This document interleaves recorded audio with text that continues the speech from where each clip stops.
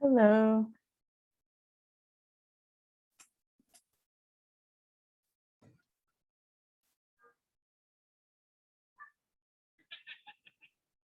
What's up? You got me?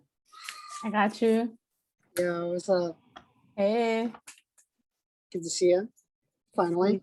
Yeah. I'm having my customary pre-meal, pre-cooking cigarette, which is Yes. a noble tradition amongst cooks. Mandatory. Hi, Loda. This is my good friend Loda. What's up? I can't see anyone else. It's just three of us. All right. What's up, Laura? What's up? What's up? What are we cooking today? We're gonna make momos. Ooh. Let's get to it. Hold on, I'm wasting time. No worries. Have you made momos before, Loda? Never, but I do like them. I eat them a lot. You had momos before. That's all you have. Yeah, for sure. Did you have them in New York? Nah, I actually had them. Well, I've had them in New York, but I've had them in Amsterdam too. That's probably the first time I had them. Oh, very cool. Just a random little. There's actually there's a cart in Bushwick who's like a real Nepalese dude who makes them, and they're so good. Miss those. All right.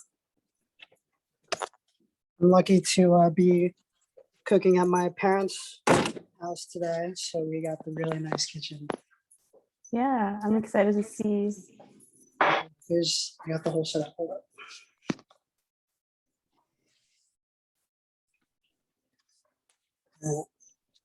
Beautiful. So this is what we need. It's not too much. It's we're making the momos. I'm choosing not to make the dough from scratch just because it'd take a while, but it's no different from your typical like dumpling wrapper type of dough. Okay.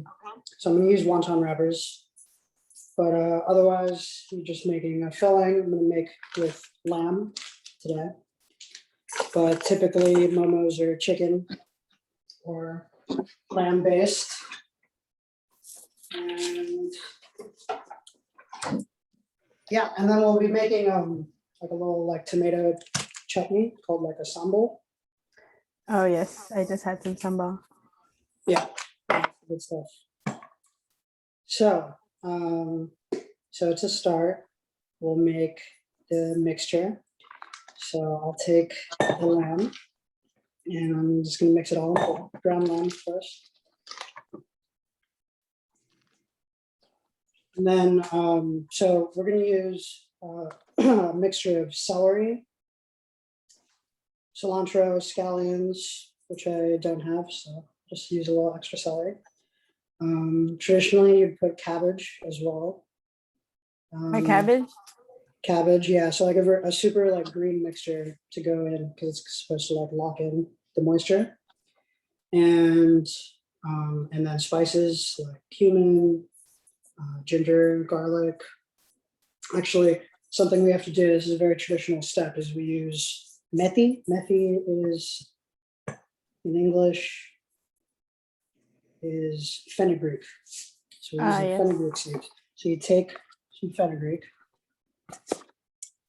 and basically you toast them in oil. So we'll take some. Do you use a specific kind of oil? Go for it, Laura. Do you guys cook with measurements, or you just kind of eyeball it?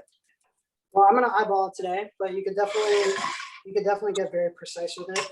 But that's like, to me, that's like the joys of like dumplings. You know, it's like you can kind of like eyeball it and kind of make it however you want. What oil do you cook the fenugreek seeds in? Yeah, so I'm gonna use olive oil. Okay. I'm gonna use olive oil, which is pretty typical. Indians usually cook with vegetable or corn oil. And if you were making momos in the west coast of India, which you wouldn't do, but if you were, you'd be you'd use mustard oil very commonly.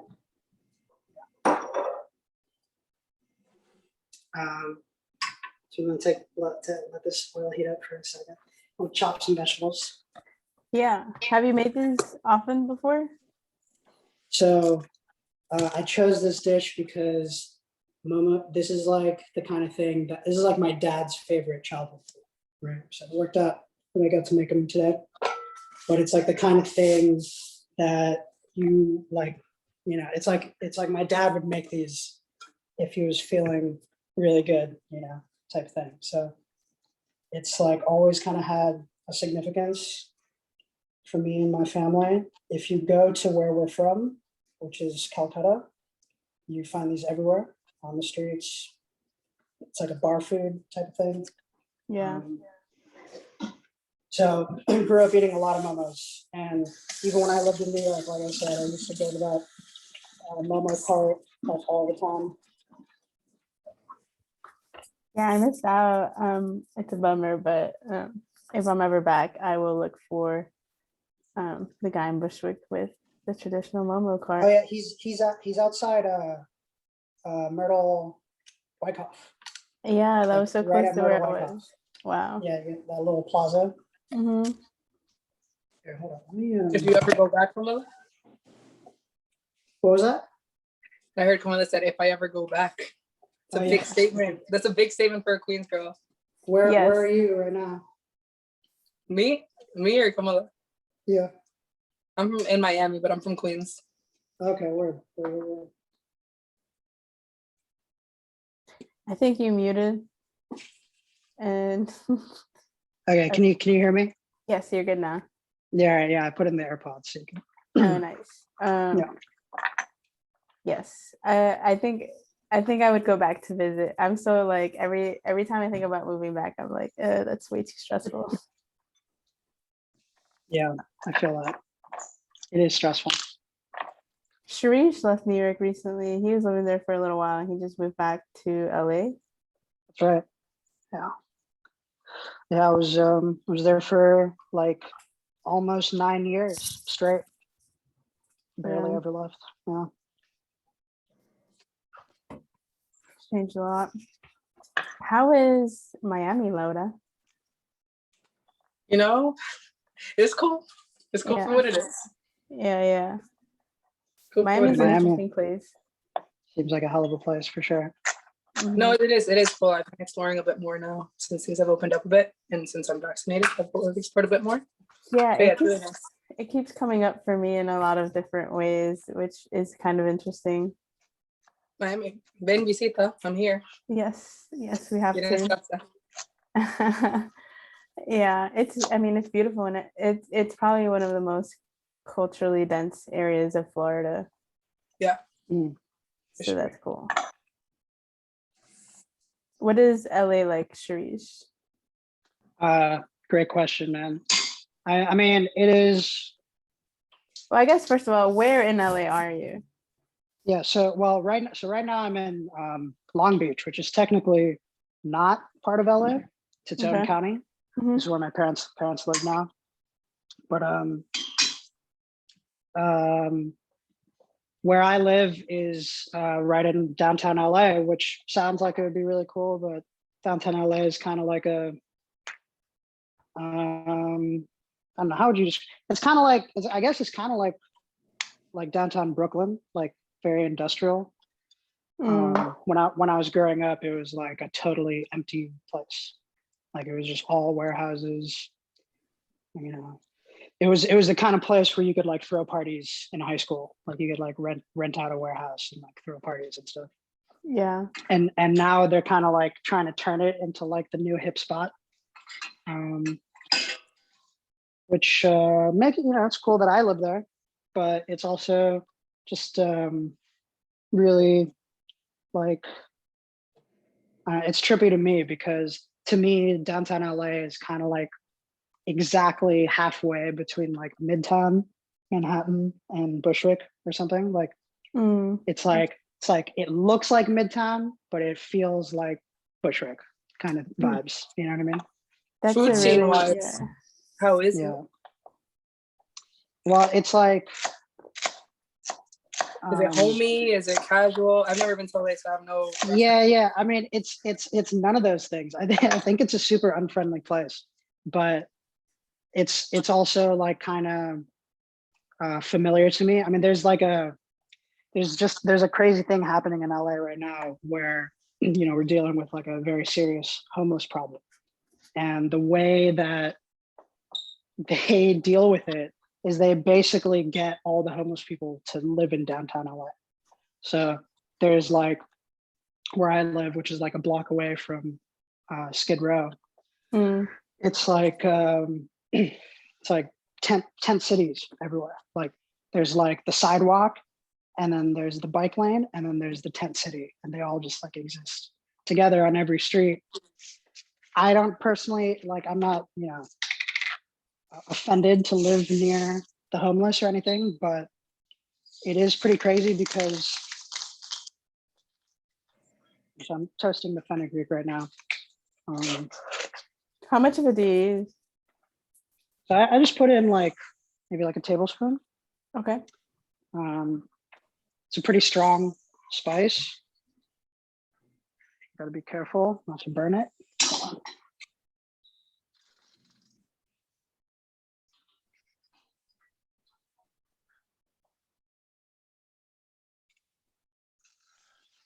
Camilla, would you say the food scene in Austin is friendly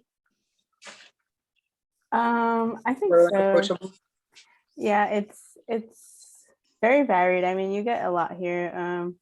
Because Texas has like tried to establish itself on the map for a barbecue state.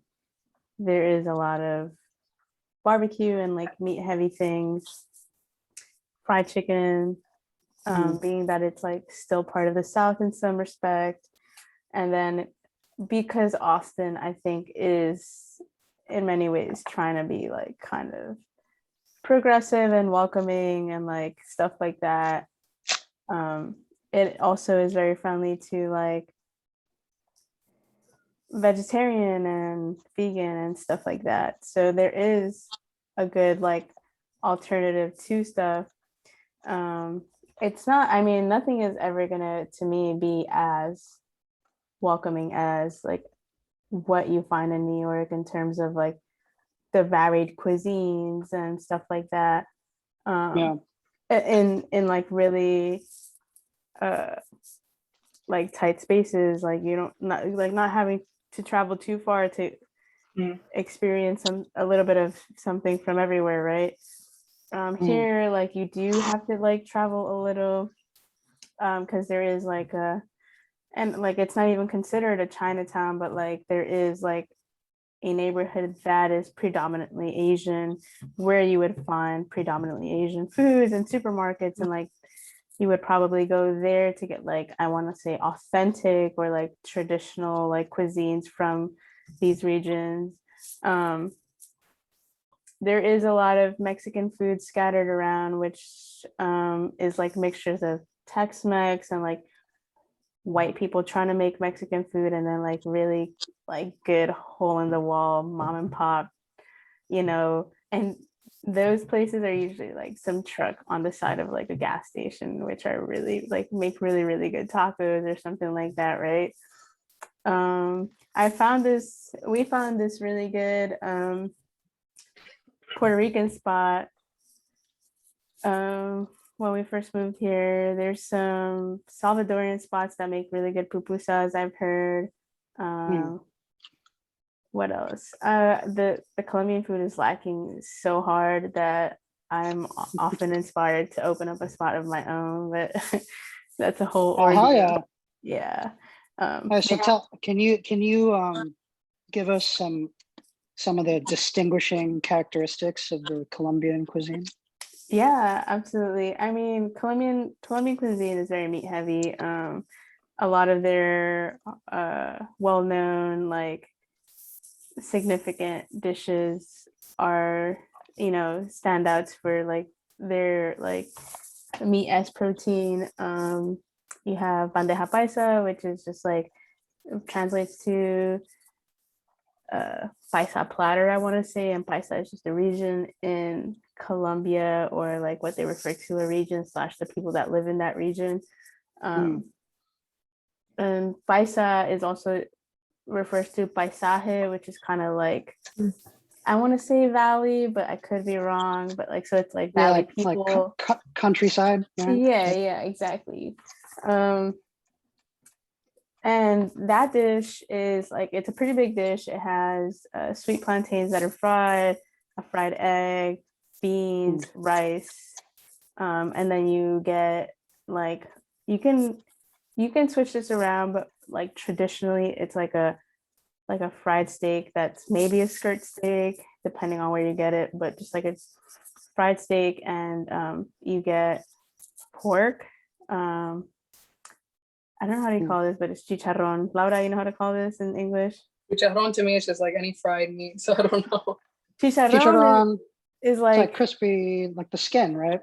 it's like the Typically. skin, but it's like a part of the pig that like almost feels like it could be like it was, it's an interesting part of it because it has this like really thick part that's almost like bone like, but then it has like these little nodules or like things that are like really soft where all the fat is. So you would almost, it almost feels like you're eating like something, right, like that includes their like nipples, but like I don't know that the skin above the nipple is so hard that it constitutes the same structure of it. So I actually want to look up what that is, but that's the traditional chicharrón that comes with the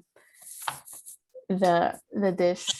And then it's just that, and it's really filling. It comes with avocado, and then I've made a vegetarian version of that, which is still super filling, and it's just I took the meat out and I used and I did a boiled egg, and I just had the beans and the plantain and the rice. I mean, all like, you know, it's such a big dish that it's still filling. And then they're also really well known for like their pastries, but like savory pastries, which are like empanadas, which are meat filled or chicken filled. What else? They have pan de hornos, which are like these cheese patties that are really good, or like not even patties, they're like these cheese pastries. And then you have sancocho, which is something that I cook that I love to make, which is like a really big stew that's quite thick, and it's traditionally it varies. It can, you know, based on region, based on availability, you can get like a chicken one or a meat one. Some regions do fish, like if you're by the coast, you might get a fish one. So like even in New York, there were like certain restaurants that like something Colombians do, like they'll have like a lunch special, like, and based on the day they'll change their dish. And like there was like a lot of places in New York that like would change their dish, and like there was a couple places that had like fish sancocho on their menu for like a Sunday or a Friday or something like that. And that has plantains and yuca and like onions and garlic, and like the spices are actually really simple. It's a super simple dish to make, and it just like requires you waiting a little so that it can thicken and let the protein break down. And I've made that like vegetarian too, but I prefer it with fish. It does add a little more flavor, and like with chicken or like ribs and like meat, it also is super good. And it's something that my parents like, I actually grew up having that like over the fire when we would camp. Like everyone would just bring like all the essentials, and then like at the end you throw like a little pico de gallo in it, or like just some cilantro and lime and salt over the top, and you serve it with rice, and that's all you need.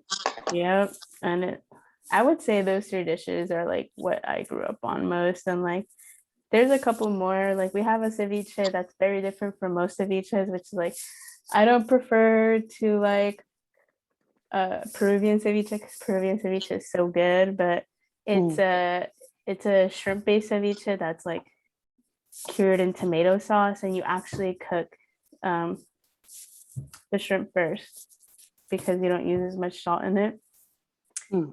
And you have it with saltines, and it's like tasty, but it's very much feels like a shrimp cocktail type of thing. Interesting. Yeah. Wow. That was cool. Did you know that I lived in Nicaragua for a year? We talked about that? No, we haven't. I know you visit Peru. I didn't know that you lived in Nicaragua. What was that like? Yeah. Well, I've been very lucky to travel quite a lot, and particularly through the Latin world.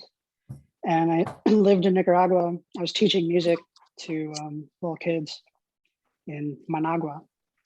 How old were And you? Can I ask? this was like my sophomore year of college, like 19-ish. So yeah, well, it was really interesting because I was there on my own. It's like the first time I'd ever really traveled by myself. I was living at like a school commune type thing. So, and we would cook every day because like we built like a pizza oven. So we'd like make pizza for all the local people all the time and like all that. So it was like it was a very interesting experience too, because so it was like me, and then everybody else that lived at this school was either like a young Nicaraguan person or like a Dutch yoga person. This was like the only stereotypes there. And there was so many Dutch yoga people. I can't believe how many Dutch people are in Nicaragua. It's amazing. Yeah, it's really interesting. But so they were some of the Dutch people were like involved in setting up this like growing co-op way up north, like deep in the jungle. And so it's a long story. I won't give the whole story, but like I basically I traveled up there with this like psychedelic band from San Francisco. I was playing congas, and then we made our way up to the forest to like throw like a festival in the jungle. And the place where the festival was at was like this completely homegrown young Nicaraguan operation where they're literally just out there like growing their own food, and like it's like this whole like operation. That was super interesting to see. But the main takeaway for me, apart from all the culture and stuff that I absorbed, was just the like every young Nicaraguan like knows how to grow food, knows how to harvest crops and like take care of food. Like they all know how to like live off the land and all this kind of stuff. But the general like ecological awareness was just much greater than anywhere else I've ever been. Super interesting. So yeah, and I'll just say, just to tie into what you were saying earlier, like, yeah, it was like in Nicaragua, they have their own rice and beans, right? They call it gallo pinto. They have their own ceviche, which I would eat like every night. Like every Latino country has their own like little twist, right? Yeah, it's like, and then it's even regional. It goes even deeper. It's like food is a part of the dialect, right? You kind of establish your own, which is interesting. What was ceviche in Nicaragua like? Okay, I'll tell you. Let me just go ahead and finish this up because we're ready to mix. Yeah. So I've got in here. We got the lamb. We got celery, cilantro, ginger, garlic, onions, cumin. I put in some chili flakes and white pepper. I'm using white pepper just because that's what I like, but you could use like regular chili powder. And yeah, and I'm gonna add a little paprika as well. That's not traditional, but I do that. And okay, yeah, so now I'll mix. And as I mix, so in Nicaragua, so this is crazy, right? Like we lived in like, the school was in like the suburbs of Managua, what you would call the suburbs. Doesn't look like a suburb, but it is. And Managua is an interesting city. There was like a horrible earthquake that happened there, like 15 years ago or something. And it basically, the earthquake leveled the entire city. So there's not like a single building over 1 story tall. Just setting the picture here. Yeah. And Wow. so we lived in this like little suburb, and it was the kind of place where to get into the city from where we were, you would hire like a little a tuk-tuk, or a rickshaw, auto rickshaw. And so all the rickshaws hung out at this car wash. It was just like a hand car wash where all the drivers would hang out. But after dark, that car wash turned into like the best restaurant bar I've ever been to. It was just so fire. It was just like, it's like as soon as 7 o'clock is out, they literally, like, the bartender just like pulls out a disco ball. Now it's a restaurant. Like I love that. Multi-purpose. Yeah, it's incredible. And like I was like wasting money by going there every night and like just drinking and eating ceviche. So the ceviche that they would have it was all seafood based, which I think is typical. But like, yeah, and it would come in like a big goblet. Mom, you want to say hi? You say, no, come say hi. Yeah, we'll say hi to Mom. No, mom, bolta chai. You look great. My mom looks great. I'm sure she does. This is Camila. Hello. Hi. Nice to meet you. I don't think she can hear you, but she says nice to meet you. Yes. Yeah, well, almost done with this. Are you making enough to feed the family? Yeah, that's the idea. That's exciting. Do you cook for them often? I try to. Now that you're home. I mean, yeah. I definitely like I get it from them, right? So like cooking is important language. You can't just stand there and stare, okay? Thank you for inviting your mom. It was really, really wonderful to see her. No, of course, yeah. My dad's here too, but he's not interested. Are you an only child, Shirish? No, I have an older brother. Okay. Yeah. Who's also in LA? No, he lives in New York, actually. Yeah. Cool. He works in publishing. Very cool.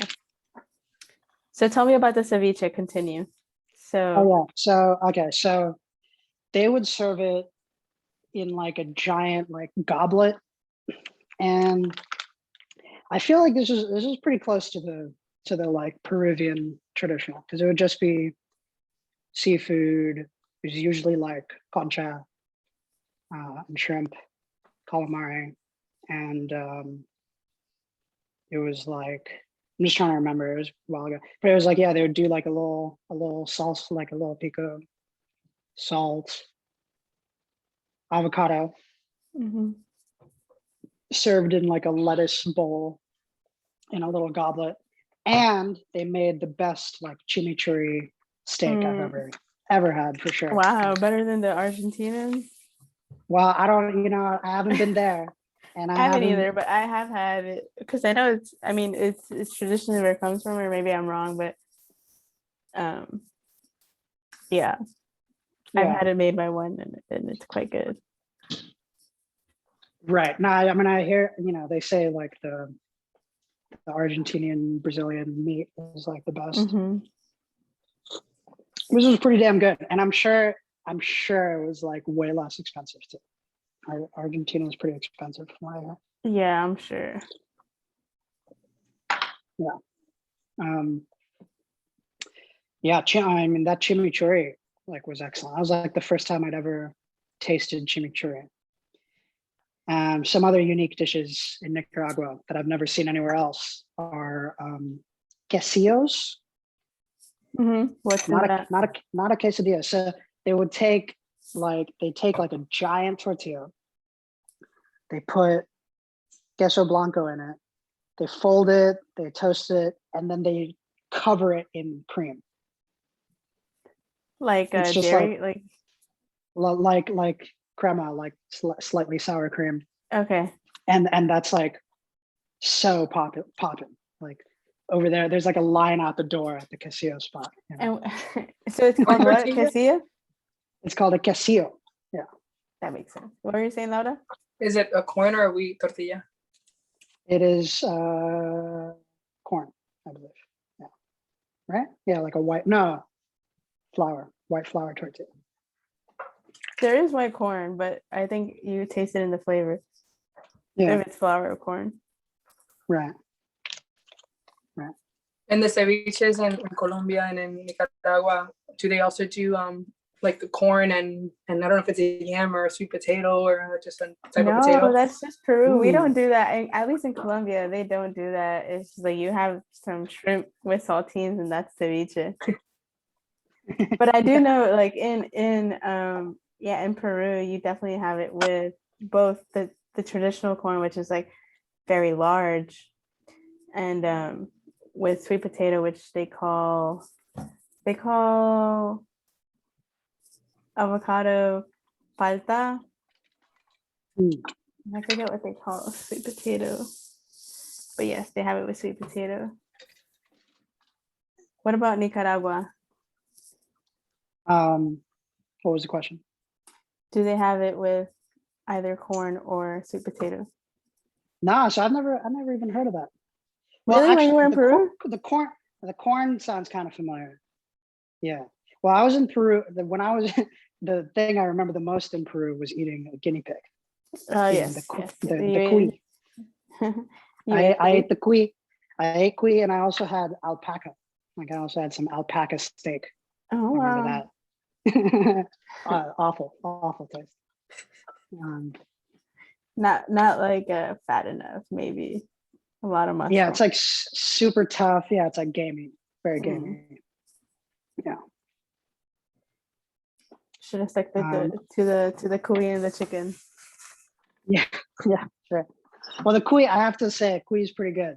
It's pretty good. It's like, it feels a little weird to eat something so small. Yeah. But you know what I mean? But it was like very tasty, like for sure. And like How the did preparation you have it? was super. Was it like Yeah, it was roasted? like a really unique kind of yellow sauce. Like it was like roasted and then in a sauce, keeping its shape, looking like a guinea pig. Yeah.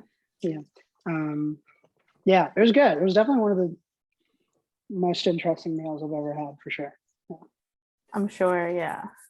I'm sure it's. I do remember all the food in Peru being like surprised at how like kind of, I don't want to say mild because that sounds kind of negative, but it's really like it's a very subtle cuisine. Like it's like it's not too much. There's not too much spice either way. It's not too sweet either way. It's always kind of like sitting in this like kind of I don't neutral. know. I don't want to neutral, but yeah, but that also sounds kind of like tasteless, but it's not. You know what I mean? No, yeah, it's it's not. like, I think I get what you mean.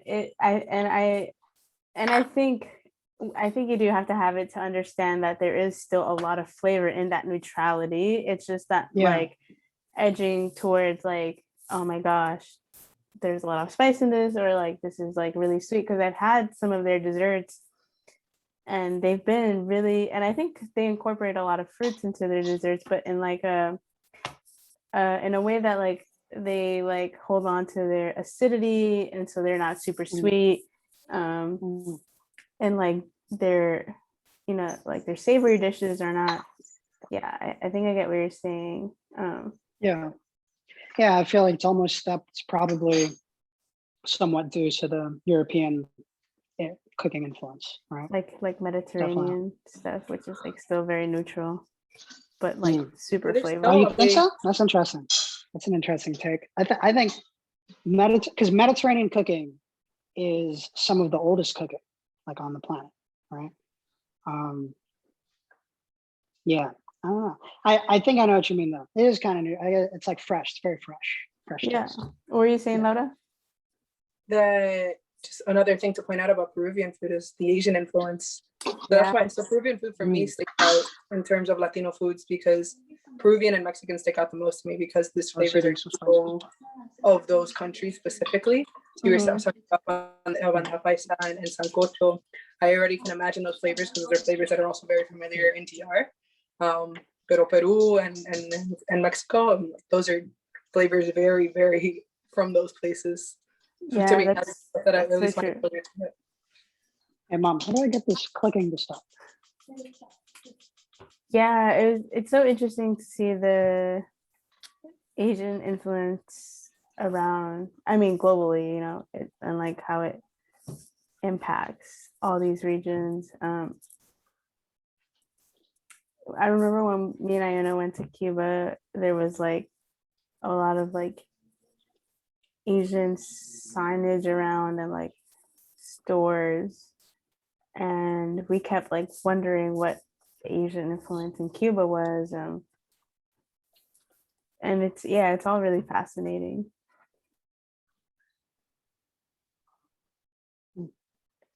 Yes, it is. Asians everywhere, yeah. I remember I was definitely, because like I was in Peru when I was maybe 12, 13 years old, and I was like totally bugged out that they had a Japanese president at the time, Alberto Fujimori, who's a criminal now, you know?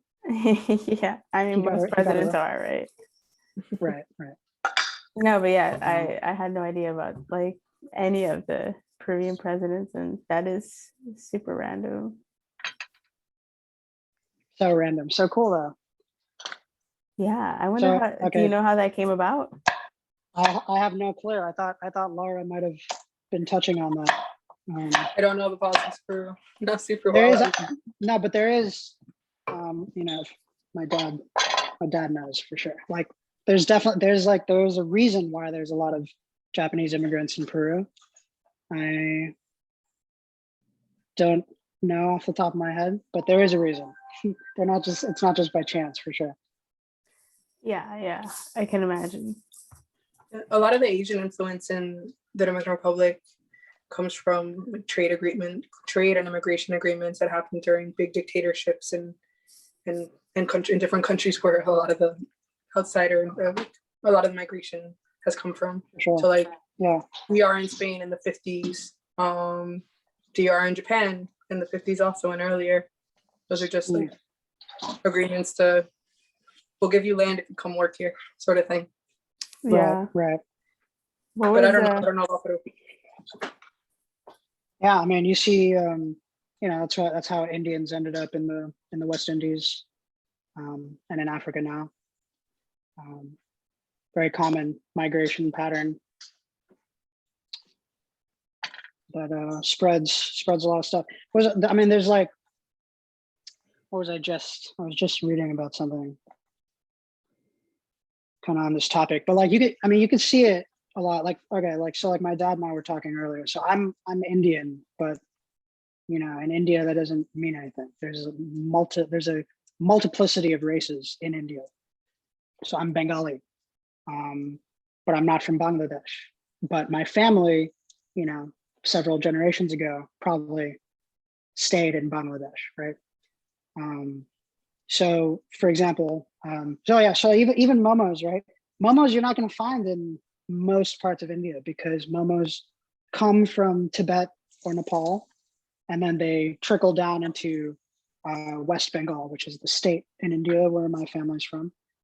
So, like, for example, like my dad went to boarding school in the Himalayas.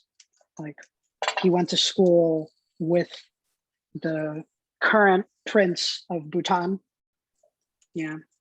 So like in Kolkata, West Bengal, that area, there's a lot of like Sino-Chinese, Tibetan, Nepalese influence.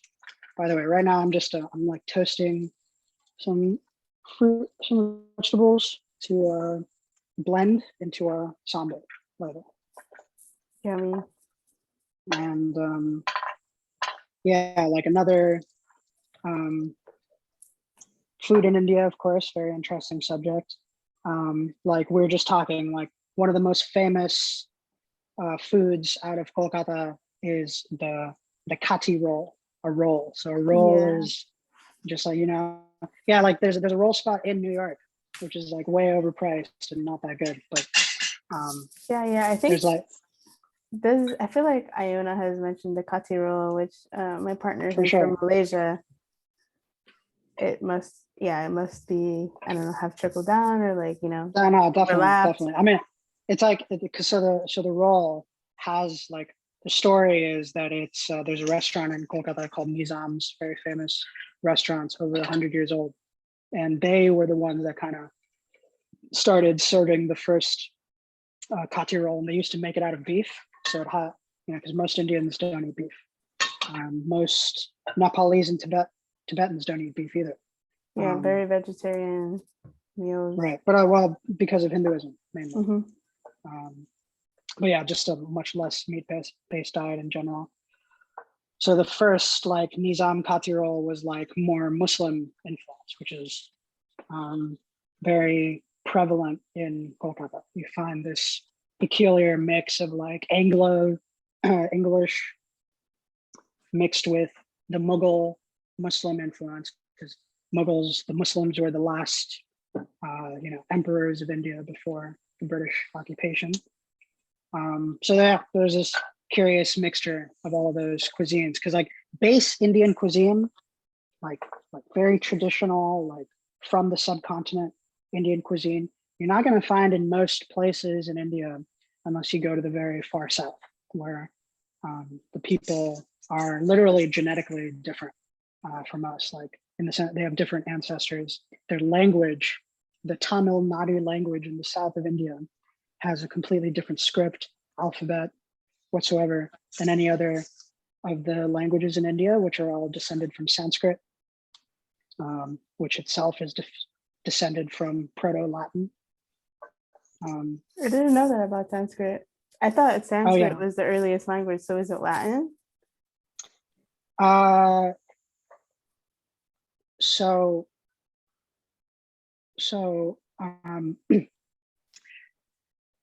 So how do I put it? So Sanskrit is, you familiar with, I could talk about this a lot. This is kind of my area of personal expertise. Like, you familiar with like Ge'ez, the Ethiopian language? So like Ge'ez is like, Ge'ez and Sanskrit are like the same kind of language. They're both ancient languages that were used primarily for liturgical purpose. Like they're mainly religion languages. People did not really like speak Sanskrit to each other in the street type of thing. So it's always been a written language. It's always been a liturgical language. And then Sanskrit, like there's like a language that we don't know what it's called, but it like existed before Sanskrit and existed before Latin. And it's likely that both Sanskrit and Latin descended from that language, which would have been like the language of like the Scythian people, but we can get into that later. The Scythian, Greek, Buddhist, Indo-Aryan influence area of supreme interest to me. Yeah, that'll have to be saved for a language episode. Languages praxis episode. Exactly. Oh man, that would be really fulfilling. All right.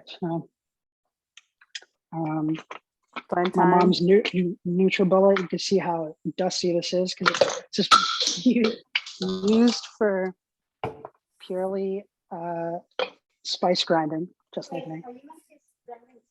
No, I'm gonna grind the chutney. Yeah. Okay. Yeah, NutriBullet, great spice grinding. It is. I'm upset because I lent that large cup that comes with it to a friend and they never gave it back. So I only have the small cup now. And they surprisingly don't sell the cups separately. At least not like at the brick and mortars. I don't know if you can get them online, I guess. Right. I always thought NutriBullet was like an online only company. No, I mean, maybe for the accessories, but you can get them like at your local Target / regular stores like that. I'm not here to put on any of these corporate entity. Yeah, who's paying you? Is it Target? I wish, man. Give me some coin.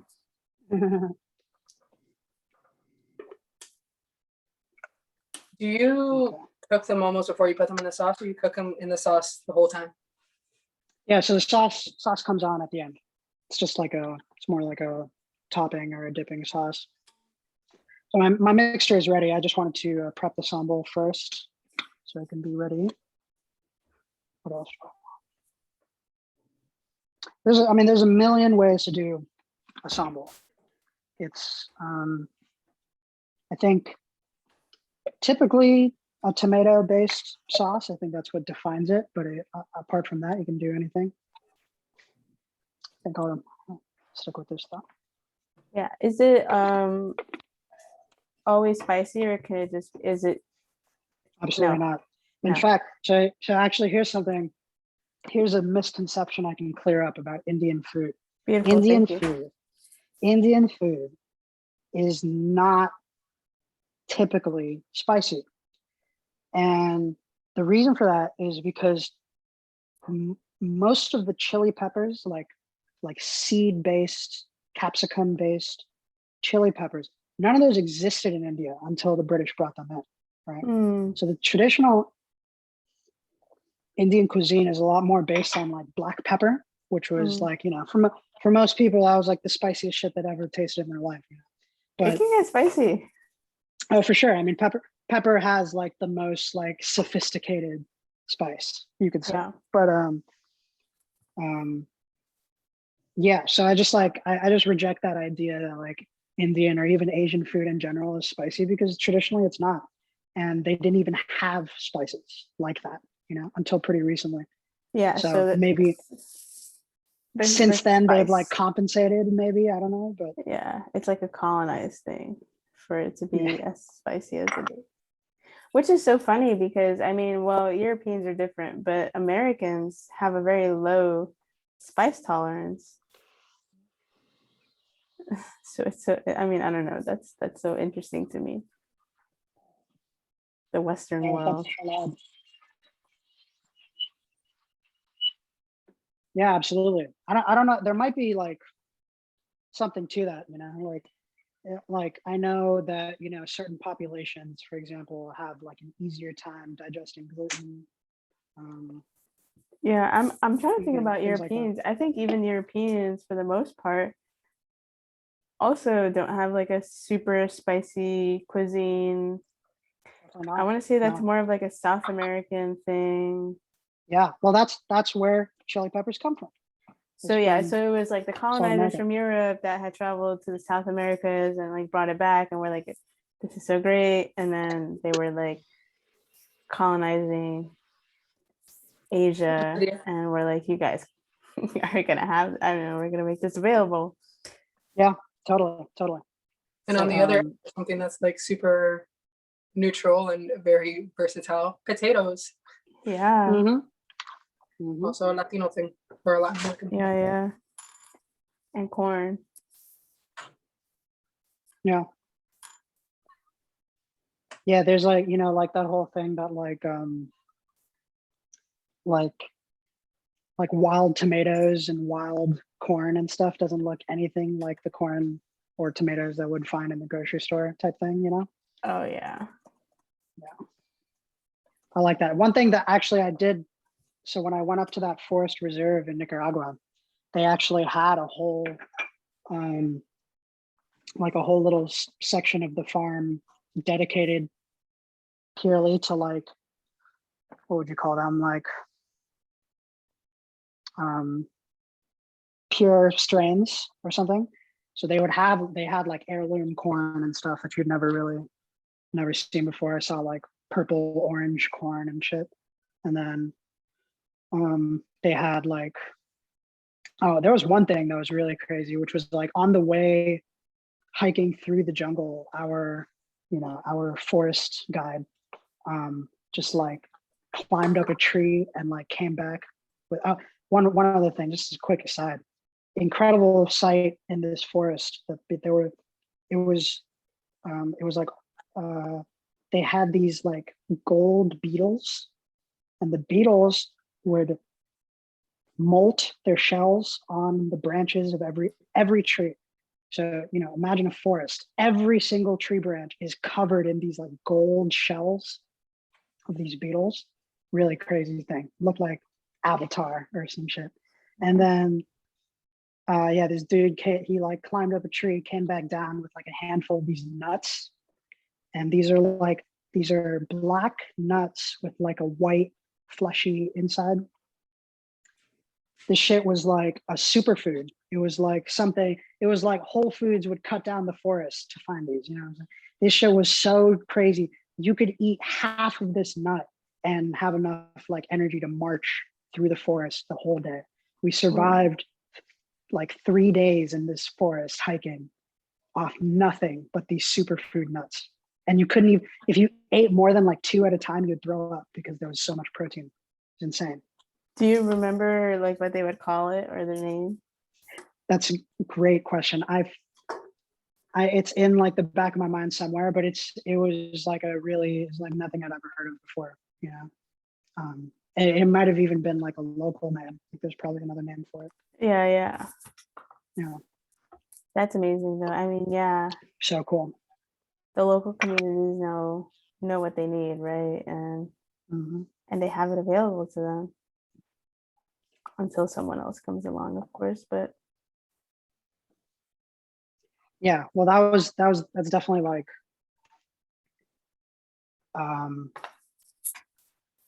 yeah, you can't get that anywhere here, you know. And they would go crazy if they knew about it, type thing.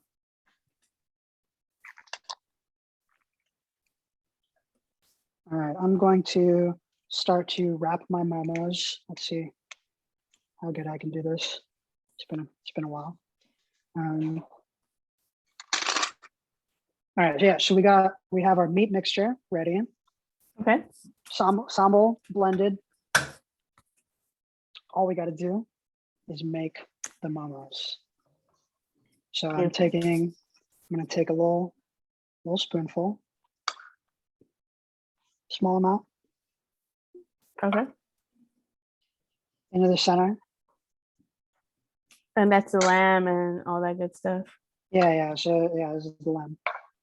And then do you cook that first or no? Oh no, it all cooks Fry? in the steamer. Oh, steamer. Beautiful. You could fry it. Traditionally, momos are steamed. Okay. I'm a steamed dumpling kind of guy, personally.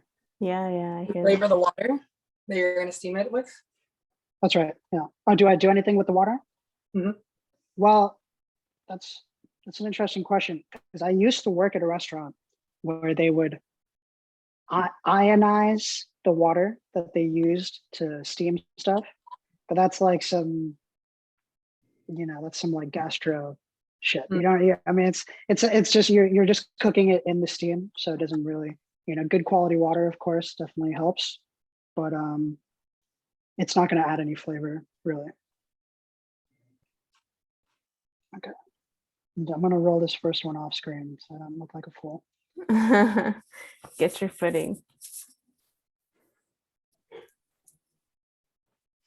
All right.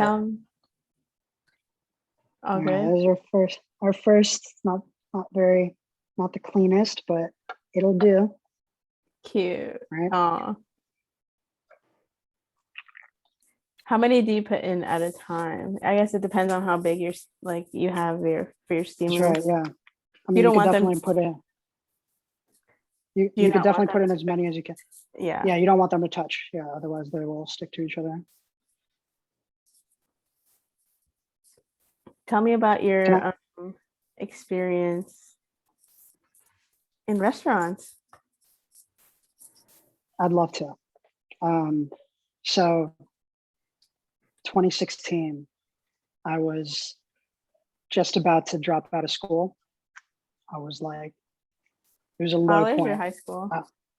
That's college, right? What? That was college, right? College. It was college. It was a low point for me.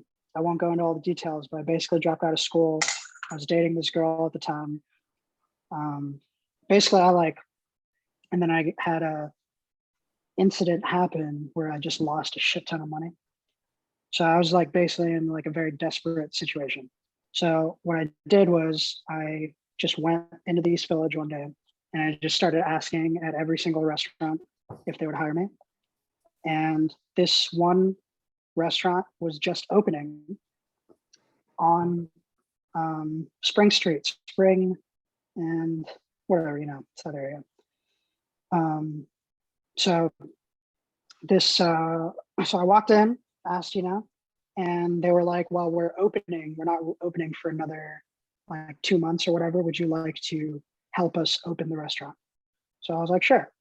So basically from there on, so this restaurant was, it was an Indian restaurant, and it was like the owner was the winner of Top Chef season 1. It's a celebrity chef. That's so right? funny. It's crazy. This is actually a crazy story. It's not really relevant to my restaurant experience, but basically he died from COVID last year. I know, which is really tragic. But is it like this guy underpaid me for like a whole year that I worked there? And yeah, okay. So basically, so he underpaid me for a whole year, and I all this stuff happened. I left the restaurant. I started working at another restaurant, a really nice one. And like 2 years later, I just got a check in the mail from like the New York, legal department or whatever. And they were like, basically like 100 cooks sued this guy, like all together to give out money to everybody that he underpaid. So I just got a check for like $300. It's totally it should have been way more, but it was like, I just randomly received this check from him, really bizarre. But yeah, so I started working at this restaurant, right? I helped open it. And then when they opened, I was the dishwasher. So I was washing dishes, I was working like 70-hour weeks, making like $9 an hour. But they could tell that I had potential. So the sous chef was like teaching me a lot of shit.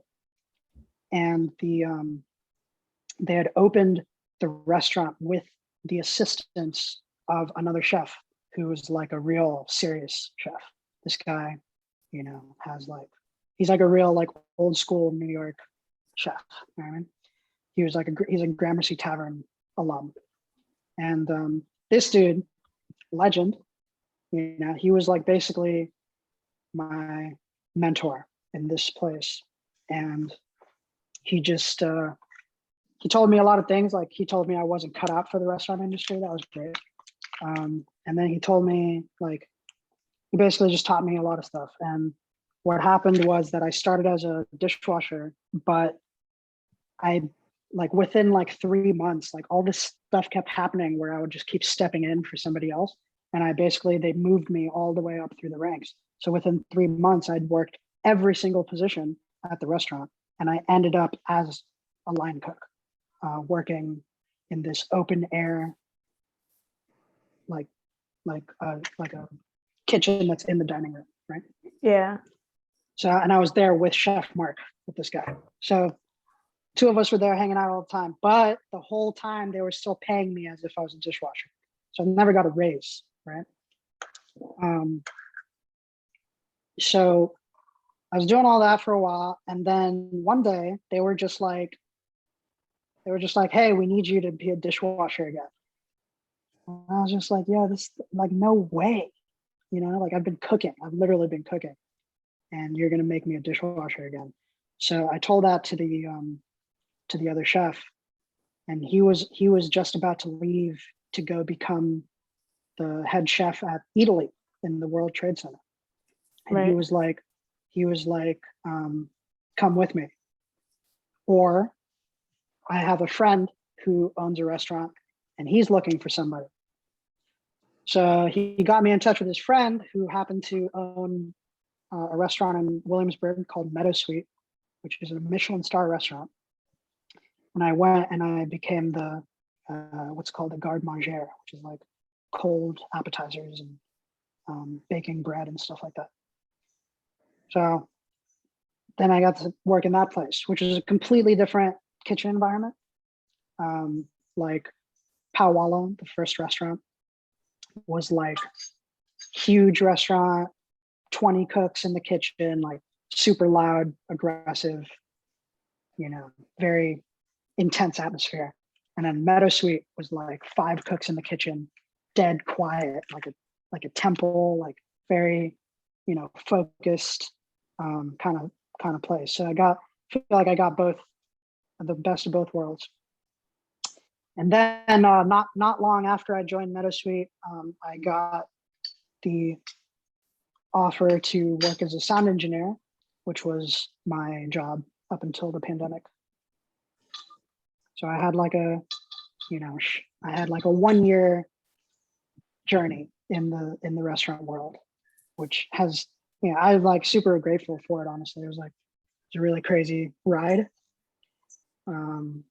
And I'm glad I got that experience, but I'm definitely not that excited to work in any restaurant anymore. I can tell you that. It's hard work for sure. Yeah. But you When did you are start cooking? always learning. What were you saying, Laura? When did each of you start cooking? Ooh, I'll let you answer for sure. Okay. I mean, I've been cooking for sure since as early as possible. Like my dad is a great cook. My mom is too. My parents are like super, like extremely anal about like everybody eating together, like dinner at the table every night type thing. So I grew up basically eating my parents' cooked food all the time. We never really went to restaurants too much growing up. That changed a little later, but yeah. So cooking has always been super important. My dad, big on grilling. So I think that was probably my first experiences cooking were like at the grill. Yeah.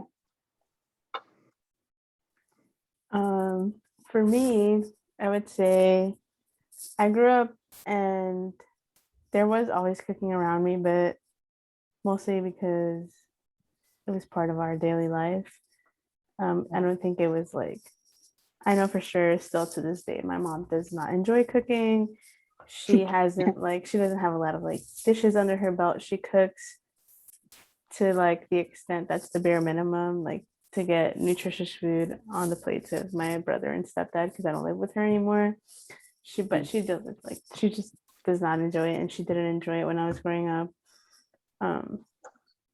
But my grandma was a really great cook, and I think my dad kind of like followed in those footsteps from her, and he like really, really enjoys cooking in a way that like he wants to like incorporate like a very creative and passionate aspect to it.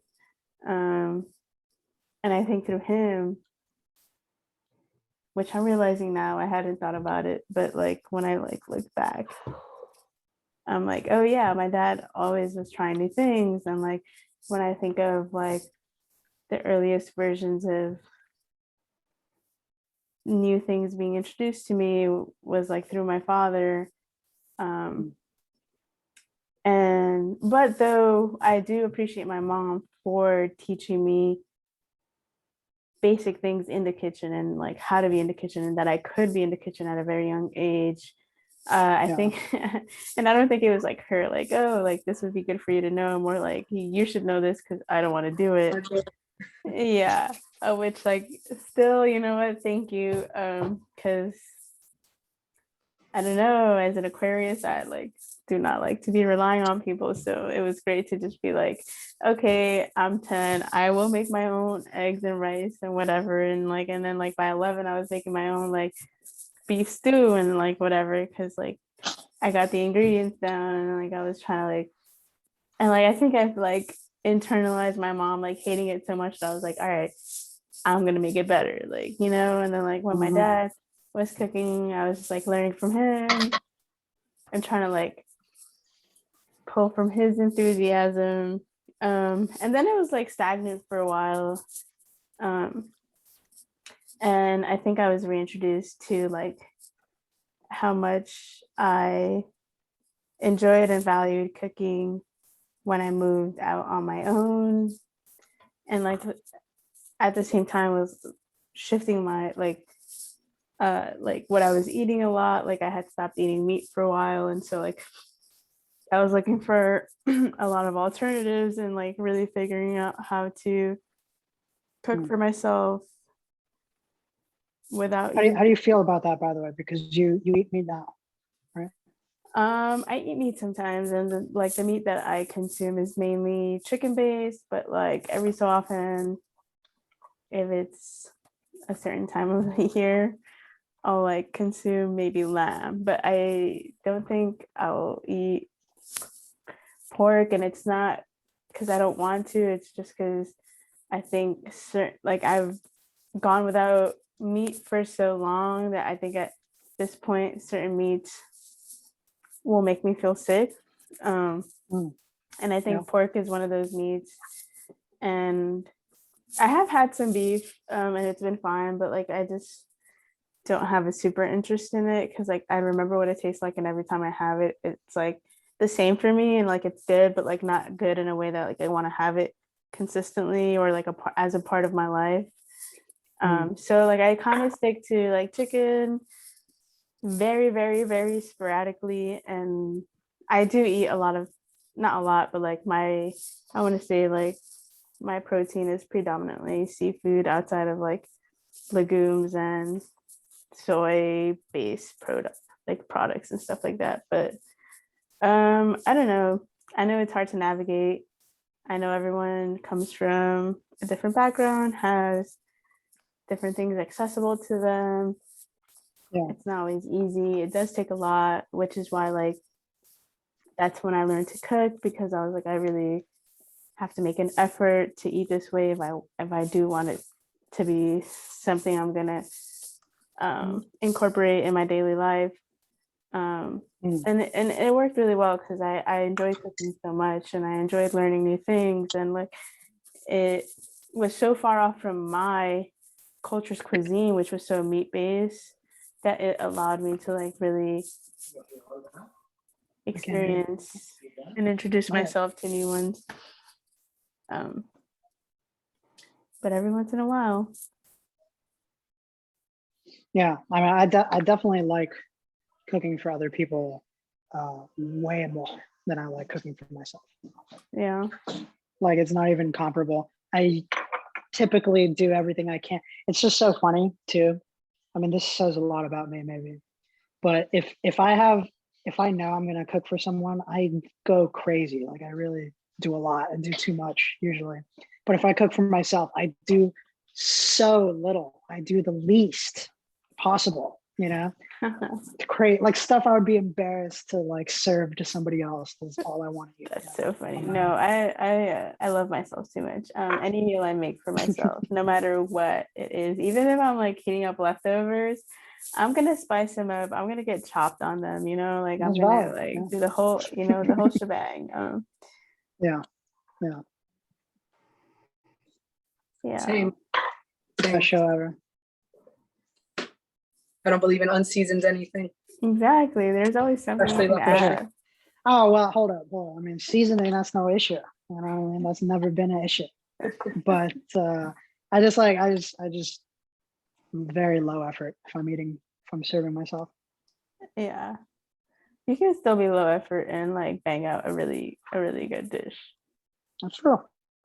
I don't do that though. Just get by. No, I have my moments. I have my get by moments. All right. Just to show you guys. So here's my memos. You see that? Wait, show us again. Show us again for a little long. So you just twist them at the top and you kind of like. Okay, yeah. I'll do one. Yeah. Show us all the right. process. I mean, these are pretty easy because they're. And you said you got the wonton one? Yeah. This is classic dumpling wrapper, circular. Take it. So the key to any dumpling is not using that much filling, right? You just use really as little as possible. I take about that much. Okay. And then you kind of, I've been doing these super haphazard. But what you want to do is like get these folds. And kind of like folding it a little bit. You just circle around, get the folds, use your thumb to press in so it doesn't go out. And then once you get this kind of a shape, you squeeze in the center and twist it.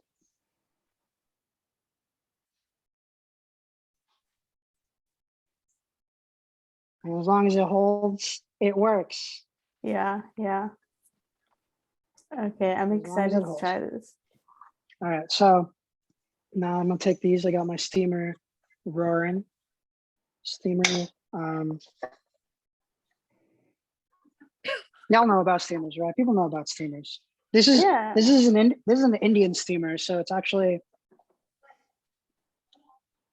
smaller. It's meant for smaller things, but you can get some pretty big, wide steamers. So just gonna place.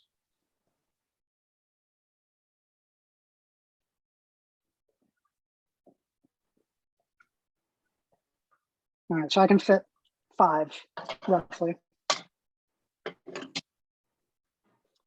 And do that maybe like 5 to 8 minutes. Check on it. You want to make sure that the dough is like kind of translucent, like you can see through it. That's how you'll know. Have you blended your sambal yet? Yeah. What it looks Ooh, like. Yeah, it looks good. Yeah. So you put, what did you put? Peppers, onion? Yeah. So tomato? I use tomatoes, carrots, garlic, and olive oil. That's it. Very simple. I use the carrot because typically you'd want more tomatoes. Well, I didn't have that much, so I just used carrots. And you roasted all of them before you blended them? Yeah, actually, so the way you would, it's pretty good. The way that you would traditionally do it is you roast the tomato, or you sear the skin of the tomato, and then you would peel the skin off, chop up the tomato, and simmer that in a pan. So obviously I didn't do that, but I highly recommend that if you're going to make any tomato-based sauce, this is the way to do it. Sear the skin, peel it off, cook the tomatoes down in a pan. This is like you get a highly concentrated tomato paste. It retains all the nutrients in the tomato. And then that, and it'll like, you won't ever have to add any sugar or anything because it'll completely caramelize the sugars in the tomatoes. So yeah, that's the way you'd want it if you wanted to get like a really robust tomato sauce, but this will do for now. And actually, I mean, one thing that you could do, which I might do later, is add a little bit of coconut milk to the sambal. Do you heat it up or do you serve it cold? You could if you wanted. I wouldn't serve. You would serve it like room temp. You know. Yeah. I'm gonna probably just like spoon it on top of the dumplings. Yeah, it's a really light chutney, very light. Talk to me about tea. I don't know if this is specifically in Nepalese spots or it's also restaurants that serve food from West Bengal. Tea, but instead of, it's like rice water, right? Like black tea with like in rice water. Am I imagining that? Because there's like a certain flavor to the tea that's different. That's interesting. I mean, I've never heard of that. So I can tell you, I know a good amount about tea, but I'm not a tea drinker myself. This is like one of my regrets in life. I'm a straight up, American born coffee drinker, but there is, so I can tell you that in Calcutta, they drink tea like the English do. So they, but even with a twist, I mean, the very interesting thing about tea culture in India, specifically West Bengal, because so Calcutta was the capital when the British ruled India. Or it was at first. They moved it later, but like it was so for a long time, Calcutta was the capital. It was even the capital for the Muslim emperors, and so there's like a strong Anglo influence there that I don't know. I mean, I've traveled around India, but it's a huge place. I don't really think it's the same everywhere like that. So in Calcutta, they drink tea 3 times a day. Got it. They drink tea 3 times a day, every day, and they drink it with a ton of milk and sugar, like so much sugar. I don't know if that's just because, like, you know, I mean, it's a poor place, so you want to drink something with a lot of sugar.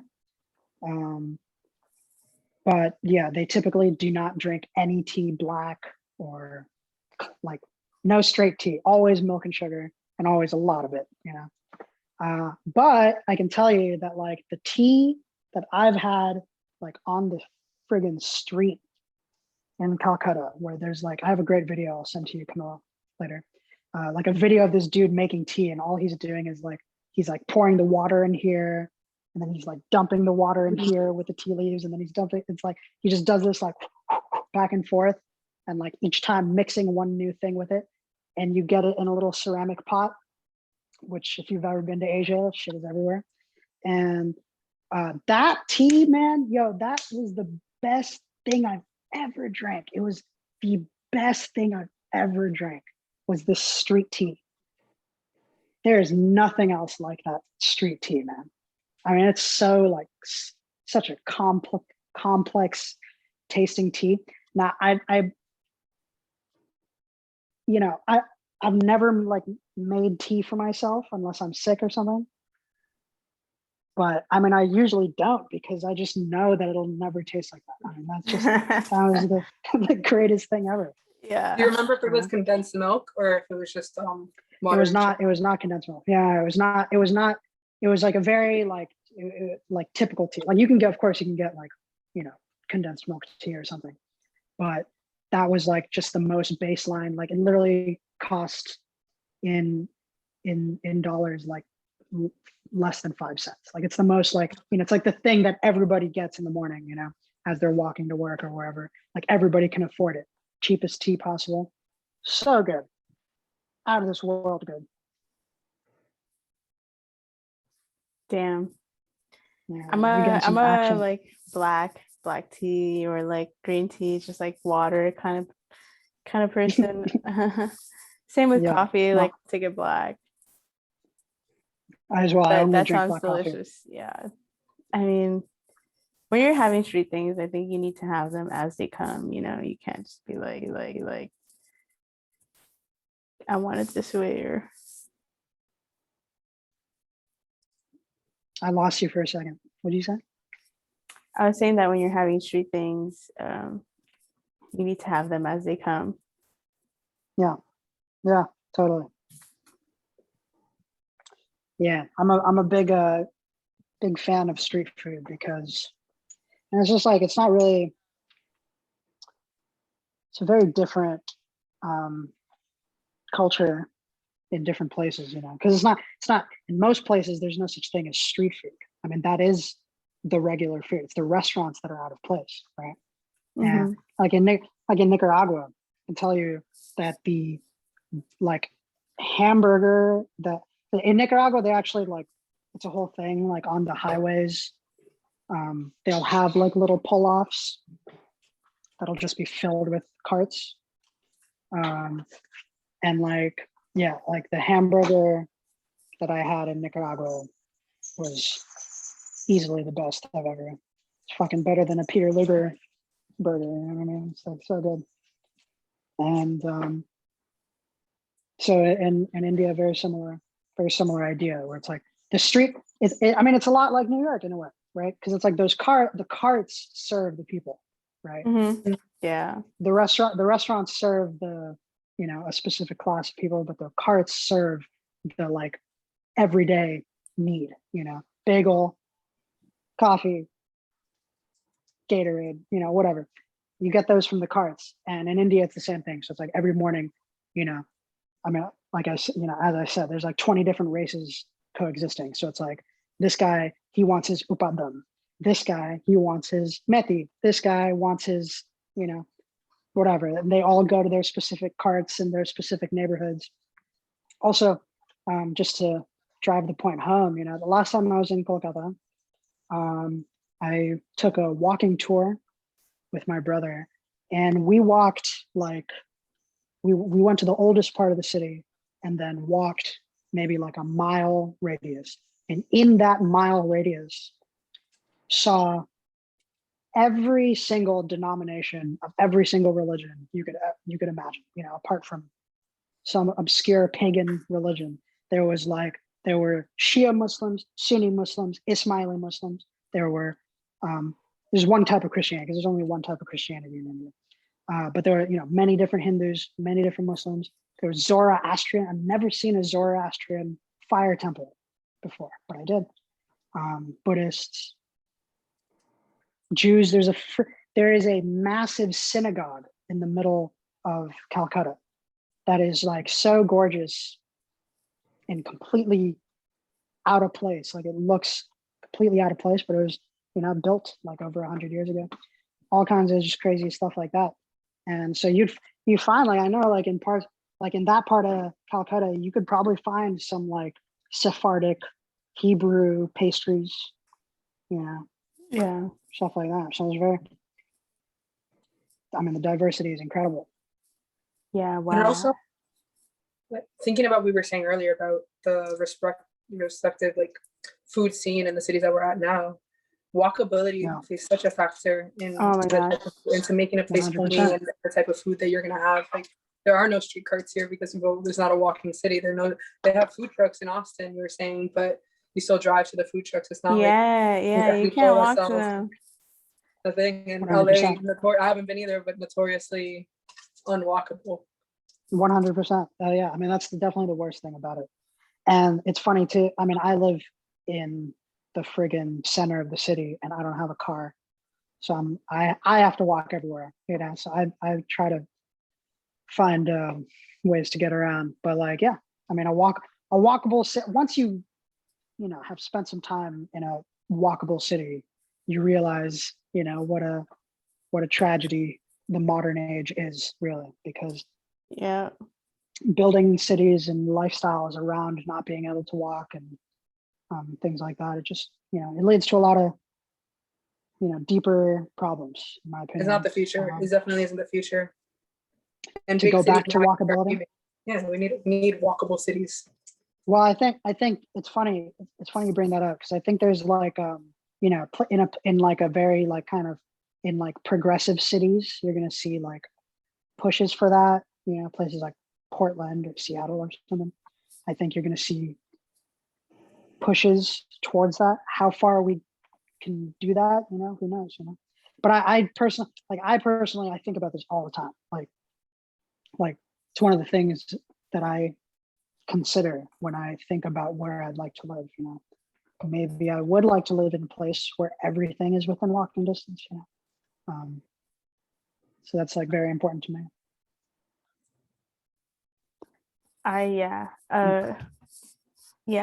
thought about that a lot while I was here, and I've gotten more comfortable taking like the bus to certain places, because public transport here is actually really reliable, and you can get places, but it's so much different where like you'll still have to walk quite a while after or to the bus. Right. And then like biking is honestly like, and I biked in New York all my life, and I biked without a helmet, and I biked through street traffic during rush hour in Midtown, and I don't feel that way here. Like, every person I've heard bikes at some point has been hit by a car, and I'm just like not for that shit. What? Yeah, That's it's crazy. People feel really, because like there's maybe like 10% of the streets are made for bikers. There's only like Yeah, there's only so many bike lanes, and like it's in like these really close to downtown streets or like hub area streets, and like it makes it really difficult to feel like you can bike places. It's not a welcoming. Yeah. I do think walkability is a huge factor in your exposure to things and your, nourishment and so many aspects of your livelihood. And I don't know how people in like really big non-walkable cities get by. I mean, there was a lot of people I met who, like, when I first moved here and I was like in this program where you had like almost had to have a car, and because like you were like going back and forth between like really not super far but like far enough where like you can't just walk distances, and like it was so like difficult for them. And I remember at the time seeing that meme where it was like it was something like, how the fuck did you get in, like how did you end up here if you don't even have a car, like type shit. Like it's like people with cars always end up in like the most random shit. And it's like, how did you end up here? Well, I mean, it's like car culture, it's a whole thing. Like, yeah, you make people have to drive, so now you develop a car culture. Like radio stations in LA, I think matter more than most places, right? Like radio stations like actually physical, have tangible spaces. Yeah, because you're driving all the time, right? Yeah, and like I mean, that's probably like why the podcast has been something that has flourished so much. Audiobooks too, for sure. All right, so let me show you guys the finished product. Got the finished product right here. Beautiful. So I just spoon a little sauce on top. Nice. They look so good. Yeah, they do. Let me try one. I'm gonna try one on camera. Yes, try one on cam.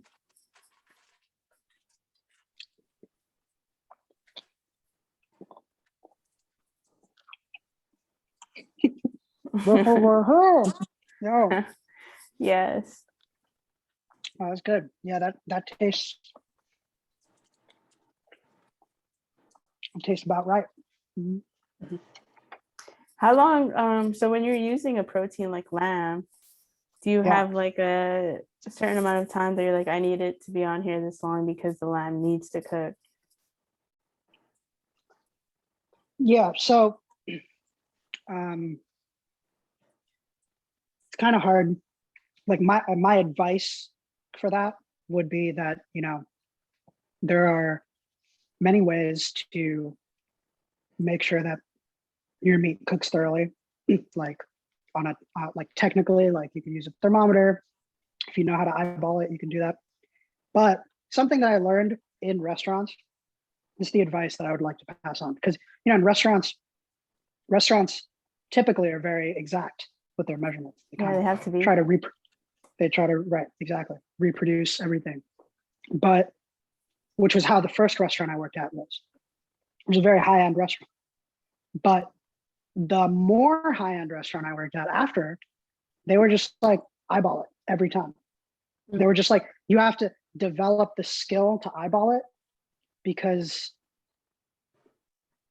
I mean, the implication was that if you eyeball it, you're typically kind of cooking better because you're not really thinking about the ingredients. You're not thinking about exactness anymore. You're kind of more in the flow of it. And if you do that, so like, for example, like I haven't watched those dumplings at all, but I know exactly when they're going to be cooked. You know what I mean? I know. I don't know if that's just something you kind of have to develop over time, but I definitely think anybody can. You know what I mean? It's yeah. How long did you have them on for? It's probably no more than 6 minutes. Yeah. Okay. And that's enough for the lamb to cook through the dumpling. Definitely. Well, yeah. Well, you can see that the dough is translucent. That's what you're really looking for. Yeah, Kind it of see does how you look. can tell. Yeah, Mhm. yeah, that's And I guess yeah, that's true. It's such a small amount that exactly, exactly. And it's cooking through steam, you know, well, that's what which to me, because steam, I think cooks things slower. it does. It does cook slower, but it also um, cooks evenly, right? That's true. So if Yeah, you can yeah, tell, for sure. so It so if you can encompasses the whole, exactly, yeah. similar So if to you can frying. tell, yeah, yeah, yeah, like a deep fry for sure. So it's like that's why when you know a deep fry is good when you have the color on the outside. Like Yes. if you get the Yeah. right color on the outside, you know the inside's cooked too, right? Same thing. You Okay, that's good to know. know. Mhm. Well, I can eat the whole plate on camera if you'd like. I thought you were gonna share with your parents. What's going on? Oh yeah, yeah. Well, we are, but they're shy, you know. So probably have to do that after. Do you have any questions? Is it Laura? Do you have any questions for Shirish? No, this is fun. Yeah, More Super questions. fun. This is fun. I'm so Thanks grateful for you share this with us. yeah. Thank you for having me. Yeah, I have to pull up to LA. You do. I hope you do. That'd be great. Yeah, I really want to. What's in your You have mug? my mug is just Keurig coffee. Coffee. I forget it's a little earlier there. I guess you're like what, almost 4? Yeah, I drink ridiculous amounts of coffee Yeah. every day. Yeah, I'm gonna, if I go to LA, I'm gonna get you into tea. let's do it. That sounds. I actually, you know, it's the kind of thing where that I need. I need somebody to like get me into tea like that. Tea's so good. I didn't like it growing up, and then I was just like I liked it. I ended up liking it because I worked in this really fancy coffee shop where like the Okay. coffee was good, but like I really like the exposure to all the different teas. Yeah. What's your like favorite exotic tea? It's not even super exotic, but I'm a big fan of sencha green tea, which is I think Japanese. Hmm. It has such a good flavor. Kuchika is also good, where it's just like also a green tea, and they use just the stems. Um, Genmaicha is maybe the tea we're talking about, Lauda, where it's the rice tea, and it was originally the tea of the poor because there was rice in it. There was like some nutritional value to it. Dang, Um, so good. it's so tasty, and Interesting. I think it's Japanese. A lot of Japanese places just serve it traditionally, and it's kind of just like a standard green tea, but it has a really delicious flavor to it.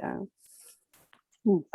Yeah, I'm a big green tea fan. I do like other teas. There's some black teas that are like really like uh, smoky that are tasty. Hmm. But I mean, with tea, to me, I'll try anything as long as it's not super sweet. But once I find out what coffee you like, I'll try and find your ideal tea. Oh, yeah. What like to match like the equivalent tea to the coffee? Is what you're Yeah, saying? yeah, and not like not equivalently, but maybe Right. similarly. I would love that. Sounds wonderful. All right. I Well, hold on. Let me. I'll take these out of the steamer real quick, so and okay. then I'll So in go. the packet of the wonton Mhm. um rolls, I mean not rolls. What would you call them? What would you call that dough?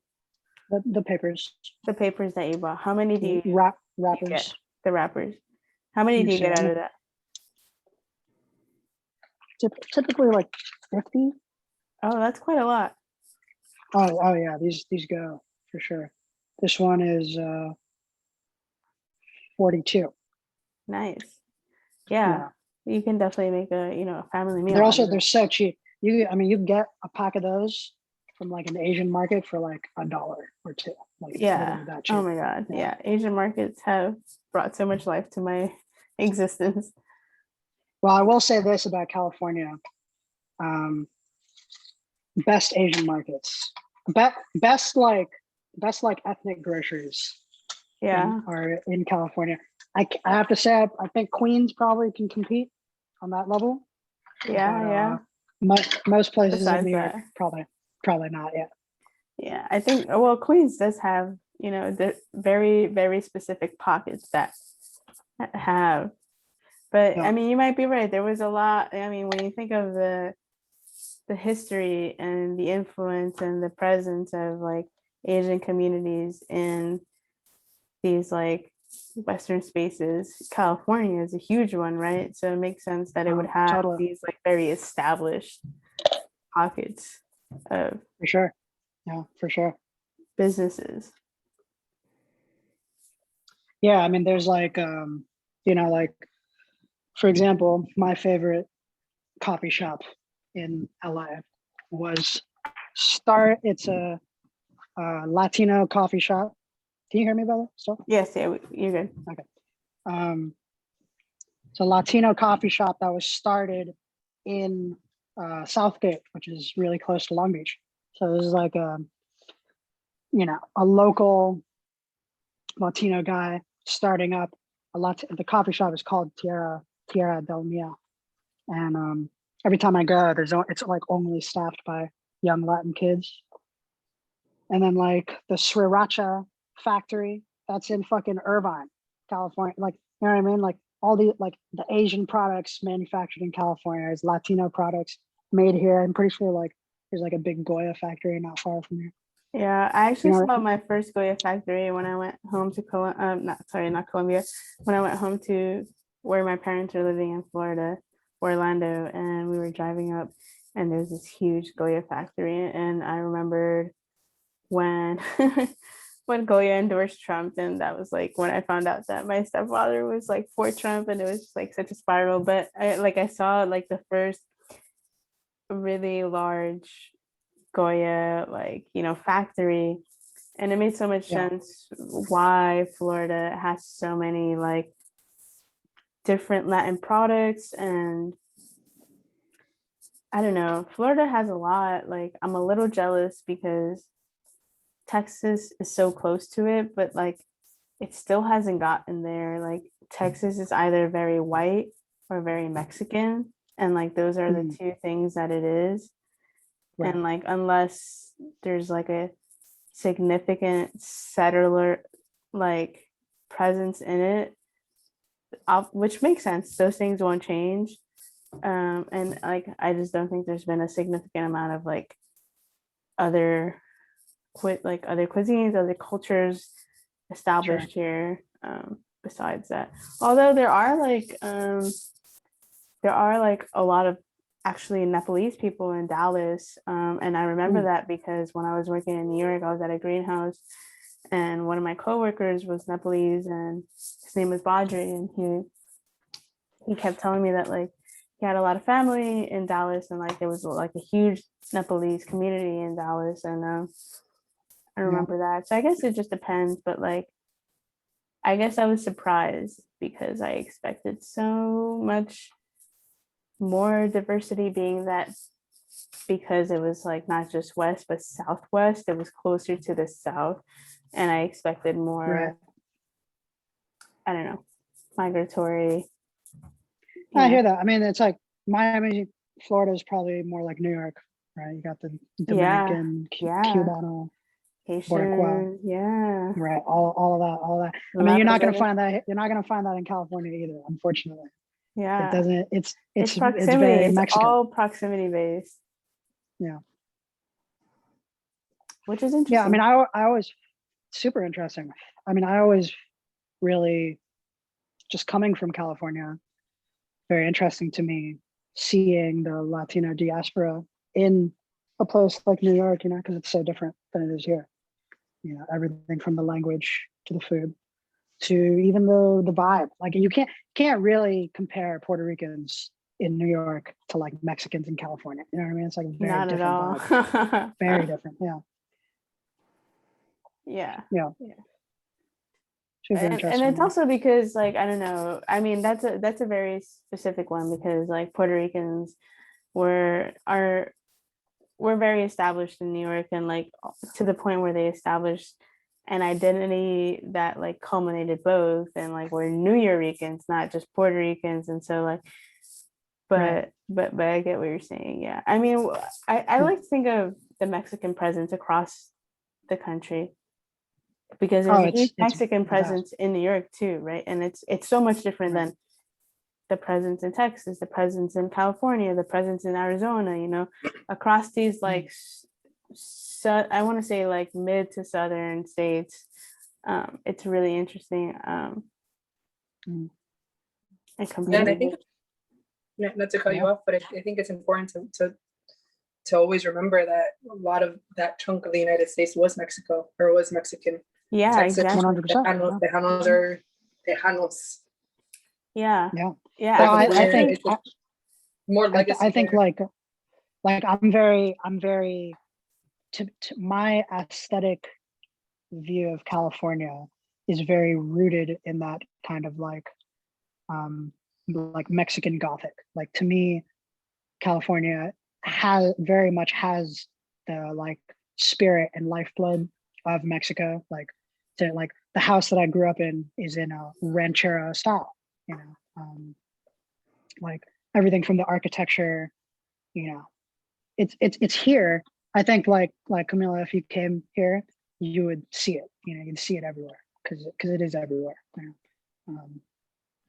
It's like it can't be repressed. You know, it's like the spirit is here. It's not the same as like waving a Puerto Rican flag in New York, you know, which has its own history, right? But it is like I would say equally as like present. You know what I mean? Yeah, which makes sense, because when you think of the like geography of it, Mexico was, it was, you know, half of California, half of Arizona, parts of Texas. It was like a lot of the Southwest and the West. So it makes sense that those cities would inherently, you know, have these attributes. Possess that character. Yeah. Yeah. Yeah. And I think even, and I know it's probably more like similar to like parts of upstate New York, though I don't really think it's the same, but it's like the Native American influence in California too is, I think, a lot more present, greater.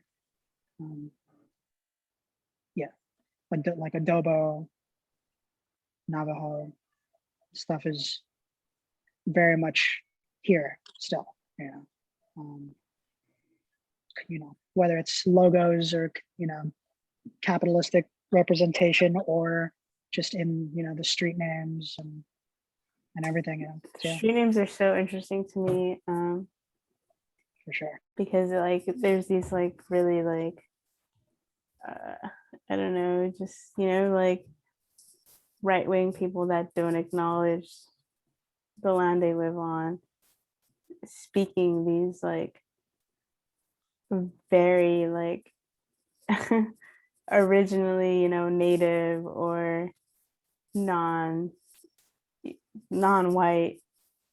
like street names, you know, like especially in Texas, or like when you like when you look at any of the Southwest, like all of these things, the national parks, you can just look at the national parks, and the national parks like Shenandoah, you know, all these things, even in like the East Island, like it's like, I don't know, it reminds me of like how people, like white people in Texas are very right-wing and like against a lot of like immigration and like people's rights, but it's so embracing of Mexican food when it, of course, when it, you know, when it benefits them, stuff like that is so funny. But yeah, geography is really interesting, and it's a huge part of food. It is, so important. Yeah, man. I mean, that's our like, you know, to me, irony is central to the American culture. So, you know, like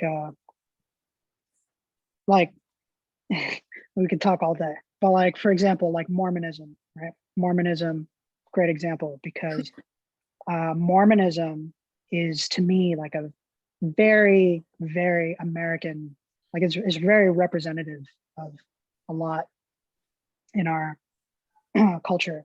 And, you know, Mormonism is like based on like Native American mythos, right? Because I don't know how much you know, but it's like the whole idea of Mormonism is that, you know, Jesus Christ came to the Americas and spoke to the Native American people, and that the Native Americans are actually descendants of Israelites. And, you know, this very like obscure mythos, but it's like very much, it's like it could only be birthed out of a country that conquers land and then names the land after what, you know, the people used to call it, and stuff like that. You know what I mean?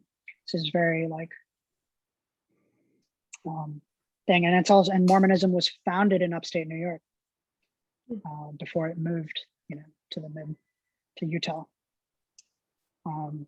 But yeah, so I was just curious because, like, you know, like for example, all the Mormon prophets are Native Americans, so they all have Native American names, and they're mainly Navajo, I believe.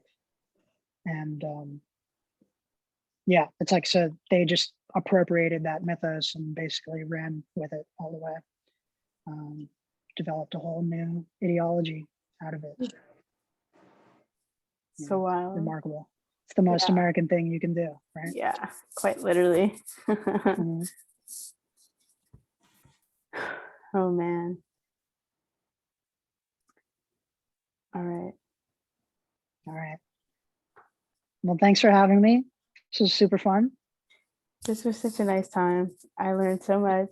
It was such a pleasure to watch you make momos, and I'm excited to try them myself. And I hope you and your family enjoy them. Yeah, I will. Yeah, I might hit you up like, am I doing this right? For sure. For sure. Thank you so much, right. Laura. Thank you. Thank you. Yeah. Great to meet you, Laura. Thank you for participating. No, thank you. Bye, everyone. All right. Well, I will. I'll talk to you, hopefully both of you, at some point. Yes, yes. Take care.